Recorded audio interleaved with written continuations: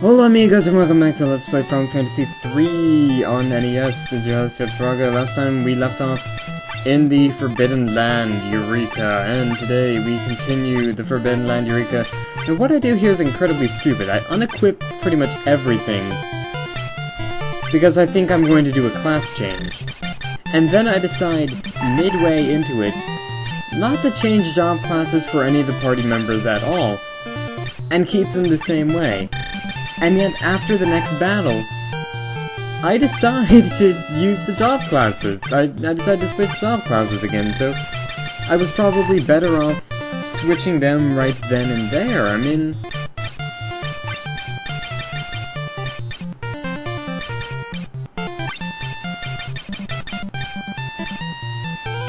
in all honesty, pretty much that's it. But anyway, after this battle, we do a job class switch, and what we do here is, you see how Raph is a Mystic Knight right now. Well, Mystic Knights are all fine and dandy, but, I mean, they're not going to completely do the job. I mean, we're running such a melee offense, and yet one of the best things we could do for this late in the game is Black Magic. And you may be thinking, what? But I thought you said Black Magic was going to be useful for a large portion of this game. And, I mean, during Goldor and after the bosses, that and stuff, I mean, during Goldor, Black Magic was pretty much useless because it was incredibly resistant to it. And with Garuda was weak to wind-based attacks and stuff, and was more weak to melee attacks. And pretty much the only way to beat him was with a set of 4 dragoons. With Odin, you wanted to have as much defensive power and melee offense as possible, otherwise you're going to get your butt kicked.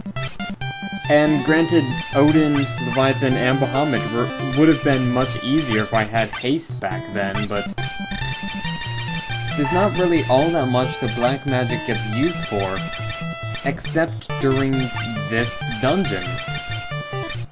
And once you get the high-level Black Magic spells, suddenly Black Magic starts to become a viable attack option again. Once you have Fire 3, Bio, and Quake running, then pretty much you're ready to take on a large majority of random encounters and bosses.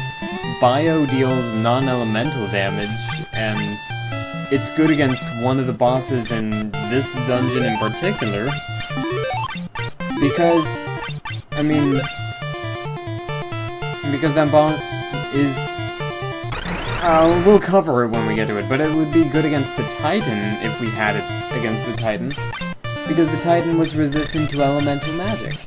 And Quake, on the other hand, is able to deal huge amounts of damage to random encounter enemies. I mean, Quake is incredibly strong, incredibly effective against enemies.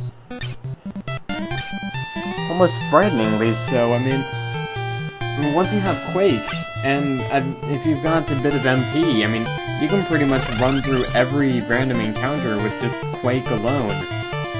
And if any enemy survives, you probably have a melee attack option. Now, Raph here also has a melee attack option. He has, for some odd reason I decided to cast Bio on one target, but Raph also has a melee option as well. Raph's main melee option is to use staves, and he has the ultimate, no, not staves, rods. He uses rods, and he has the ultimate rod equipped right now. The ultimate rod is incredibly useful against minor random encounters. I mean, it's surprisingly useful. You wouldn't expect a weapon that a wizard could wield, a wizard-wielding weapon, to be effective against enemies as a melee option, and yet it is occasionally, because, well, what the ultimate rod really does is it deals damage, and also has a chance of causing instant petrification. Therefore, even if you don't deal enough damage to kill an enemy, you can probably still kill the enemy anyway via the Petrify effect. really, really, really neat. Also, the Warlock looks like he's wearing silly pajamas, so I really like that about him too. I appreciate silly pajamas. So anyway, the next couple of battles that I'm keeping in and stuff are just to show off a bit more of what the Warlock job class can do. Now, there's a job class that's a bit more powerful than the Warlock that we equip at the, or that we unlock at the end of Eureka. I usually don't use it. I've never used this job class before, and I probably covered it in a previous part, and since I'm doing post-recording, I really have no idea what I've been talking about in previous parts, but the two ultimate job classes are the Ninja and the Sage. The Ninja in particular is able to cast, or not cast, but able to use all types of weapons, and the Sage job class is able to use all types of spells, white magic, black magic, and summon. Sages pretty much become absolutely broken later in the game, as you can pretty much equip a Sage with Flare, Meteo, and Bahamut, and pretty much defeat every boss with that. That being said, I'm not going to do that, because the Sage really, well, if I remember correctly in the DS version of these, the Sage really didn't have the MP to be doing all of that. Being able to cast black magic and white magic isn't really as useful as you say, because you can't have all of one and all of the other at the same time. That's the big shtick with, like, why red mages weren't particularly useful. Red mages were useful back— I'm gonna cover. These are Haukas. They are, or at least I hope I'm pronouncing that right, I don't even know. I believe there's a similar enemy called Thor somewhere in this game. Either way, these enemies usually like to cast electrical spells. They will occasionally do a physical attack, but for the most part, their offensive effort is spent casting thunder each turn. At this point in the game, thunder really doesn't do that much damage, but it's still a viable threat. I mean, so it can still deal somewhere around 400 damage, so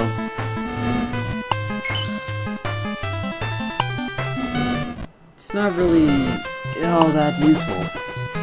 Or, it's not really all that threatening. I mean, it is a viable threat, but it's not really all that threatening. It's a non-threatening threat. That's kind of what I'm trying to say. I never know what I'm trying to say. So anyway, we pretty much got Mikey here being a freaking tank. Like, he's a tank made out of smaller tanks, but... Alright, so anyway. There are two bosses we're going to be fighting in this video as well. How fun. Boss fights. You know how much we love boss fights. Oh god, Here's one thing. If you ever record an LP, make sure the microphone is plugged in so that you don't have to do post-commentary. Post-commentary is quite possibly the most boring thing ever created. But anyway, on the topic of ninjas and sages, I like the ninja job class. I usually use the ninja job class to use up any weapons that our knight isn't already using. By the end of this dungeon, our knight will have two incredibly powerful weapons at his disposal. And with that, the ninja will take the weapons that the knight either was using, but is not using now because he has more powerful offensive weapons, or wasn't using because they were formerly for the Dark Knight, or Magic Knight. Oh, and I had a controller error here, something that we hadn't seen in a while. I kept that in to show you guys. I actually forgot that happened, and no wonder that battle was so short on the thing, but...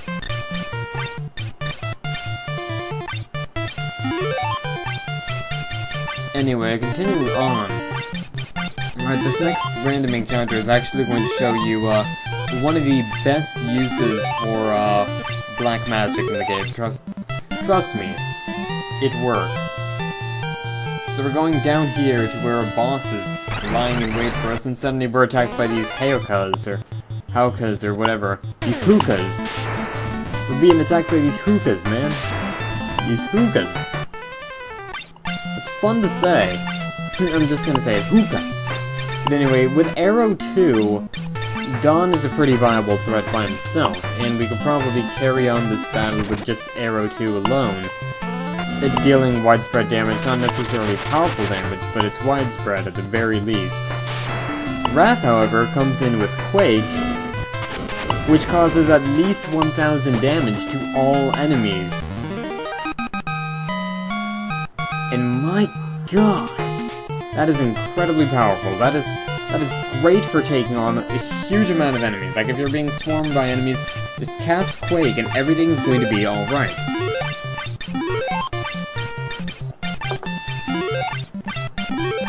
Alright, so anyway, now we have to fight this boss. This boss always gave me a lot of trouble in the DS version. This boss is, if I remember correctly, yeah, Amon. Amon! It's like Jamaican, only crap. Amon here has pretty much the same gimmick that Hein had back when we were fighting Hein, when we used the Scholar job class, and I complained that we had no female character here, and now Mikey took a lot of damage because I accidentally did a run command for some odd reason. But, yeah, you remember back when I was complaining, oh, there's no female character here, I can't feed my obsession with girls with glasses. Amon's only really threatening attack here is Flame. Flame deals widespread damage. It's not really all that powerful though. Once you've got haste cast onto your melee party members, Amon here is as good as dead. He's going to die next turn, like, guaranteed going to die next turn, because the bosses here really can't take all that much damage. But see, he uses wall change, but that doesn't matter because now Raph can use non-elemental spells, and Leo can 17-hit rape him up the butt to death, so everything works out for the best. So, I hope my commentary is alright here, this post-commentary. As much as I hate post-commentary, I hate doing commentary after I get back from, like, a party or something. And I recently got back from a party, and god, you guys are gonna love this. So everyone's upstairs deciding to watch a movie. And I don't usually like watching movies. I mean, it's just that I can never really... I don't like going to theaters, that's probably the reason why.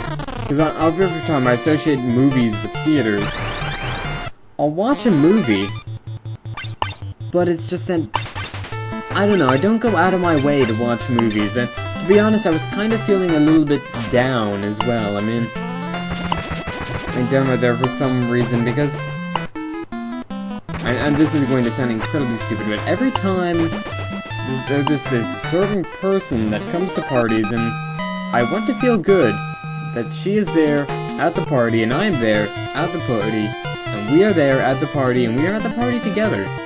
Well, not really together, but you know. And then suddenly, I feel bad, because I can't feel good about her presence for some reason. So I decided to skip out on the movie, and for some odd reason she decided to skip out on the movie too, and that's a nice little development. She doesn't like movies either. So what happens there is I'm pretty much sitting in the basement for about, in my friend's basement, for about, like, what, a half hour, possibly an hour, possibly even an hour and a half, I really don't know. Just in this awkward silence, and then suddenly my iPod starts playing I Want Your Girlfriend to Be My Girlfriend Too by Real Big Fish. My iPod hates me. It's trying to troll me. Anyway, here's the Kunoichi. Kunoichi is pretty much... There's not much that can really be said about this fight. Cast haste on your party members. and everything is going to be alright. Kunoichi here really doesn't have too many mean tricks at her disposal. She is incredibly resistant to Quake, though, but... Alright, she will use Mind Blast. Now, Mind Blast here will negate... will pretty much make it so that only the top 2 party members have any use. See, Mind Blast only paralyzes the bottom 2 party members, so I really hope you're not considering using them in this battle, because they're going to be useless after the first turn. So anyway, Mind Blast here, and doesn't really do anything. But Leo freaking dealing 3,000 damage. This boss still isn't dead. This boss still isn't dead after 3,000 damage. Leo decides to attack here again. 4,000 damage! Like, that's incredible, and it spit everywhere on the thing and this stuff, and it makes me sad, but we get the Masamune.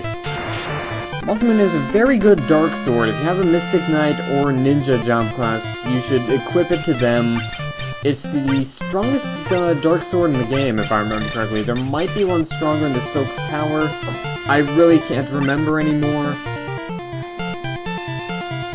But anyway, that pretty much about does it for this video. There's really not... Well, we don't cover anything in this video because this video is over, and I know that this video is over because I've seen this video before and I've recorded it without the commentary before for some reason because I can't speak English anymore. My iPod likes to troll me. Awkward silence in the basement. Good night, folks. Take care. I want to go to sleep.